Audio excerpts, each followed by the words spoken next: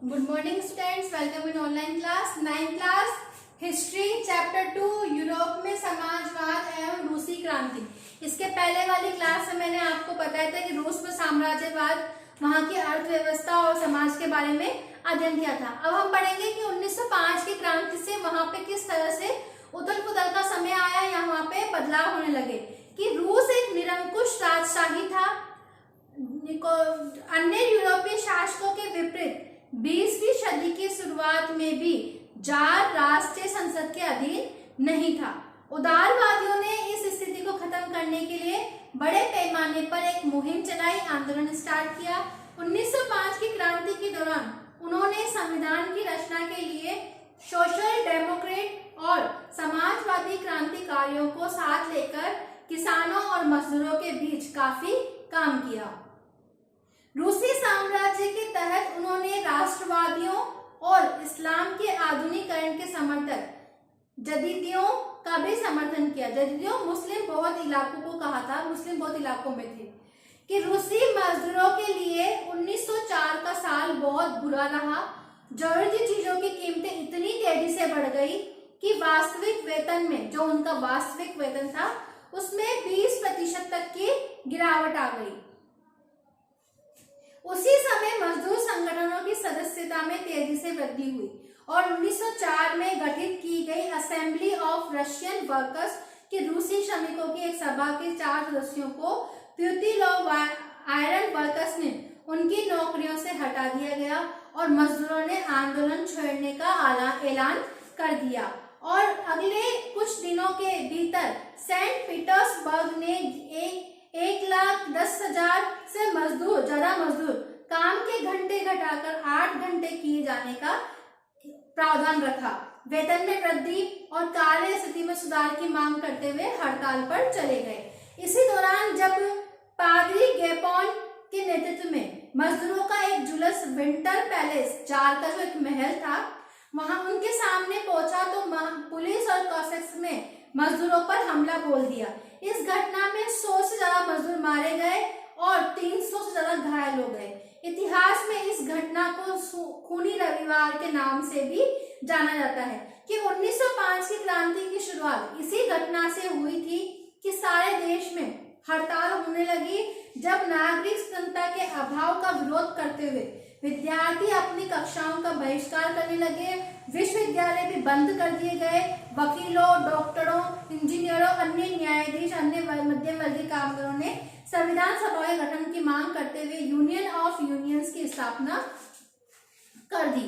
1905 की क्रांति के दौरान जार ने एक निर्वाचित परामर्शदाता संसद या ड्यूमा के गठन का अपनी सहमति दी गई कि यहाँ पे एक सभा का या संसद का गठन किया जाए। इसका ड्यूमा नाम दिया गया था कि क्रांति के समय कुछ दिन तक फैक्ट्री मजदूरों की बहुत सारी ट्रेंड यूनियन फैक्ट्री कमेटियों भी अस्तित्व में रही और 1905 के बाद ऐसी ज्यादातर कमेटियां और यूनियन अधिकृत रूप से काम करने लगी क्योंकि उन्हें गैर कानूनी घोषित कर दिया गया था। राजनीतिक गतिविधियों पर बहुत पाबंदियां लगा दी गई और जार ने पहले ड्यूमा को मात्र 75 दिन के भीतर पुनर्निर्वाचित कर दूसरी ड्यूमा को 3 महीने के भीतर बर्खास्त कर दिया गया।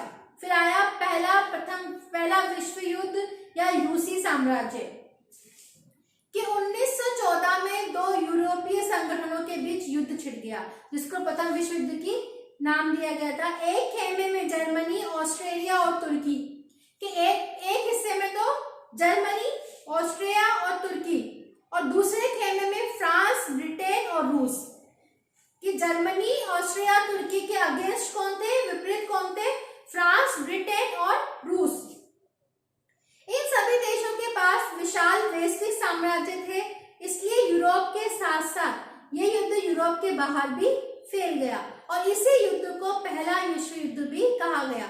इस युद्ध को शुरू में रूसियों का काफी समर्थन मिला, जनता ने जार का साथ दिया, लेकिन जैसे जैसे युद्ध खिंचता गया, जार ने ड्यूमा में मौजूद मुख्य पार्टियों से सलाह लेना छोड़ दिया।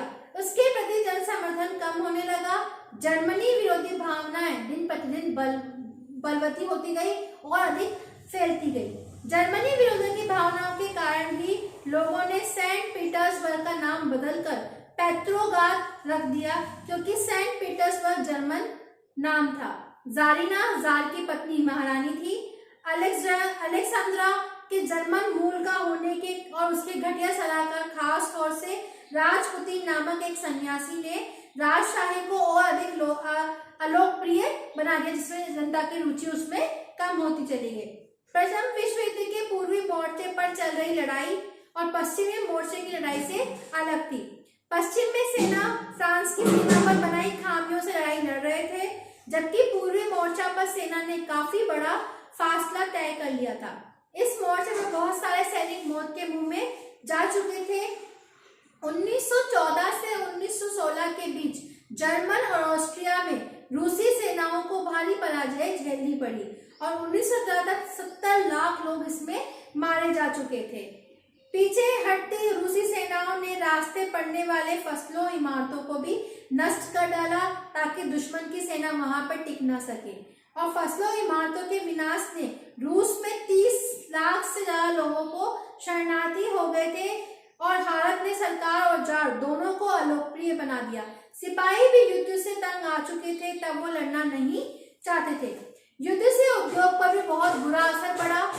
रूस के अपने उद्योग से वैसे तो बहुत कम थे, पर आपूर्ति भी बंद हो गई और बाल्टिक समुद्र से जिस रास्ते से विदेशी उद्योग सामान आते थे उस पर जर्मनी का कब्जा हो गया और यूरोप के बाकी देशों के मुकाबले रूस के औद्योगिक उपकरण ज्यादा तेजी से बेकार होने लगे। 1916 तक रेलवे लाइन टूटने लगी। अच्छी सेहत वाले मर्दों को युद्ध में झोंक दिया गया और देश भर में मजदूरों की कमी पड़ने लगी।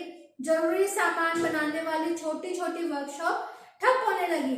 ज्यादातर अनाज सैनिकों का पेट भरने के लिए मोर्चे पर भेजा जाने लगा। शहरों में रहने वाले लोगों के लिए रोटी और आटे की किल्लत पैदा हो गई और 1916 की सर्दियों में रोटी की दुकानों पर अक्सर दंगे होने लग गए थे। ठीक है, यह आपका पहला विश्व युद्ध था। अब अगले क्लास में अपन पढ़ेंगे पेट्रोग्राद में फरवरी में क्रांति किस तरह से हुई थी। ठीक है, thank you, have a nice day.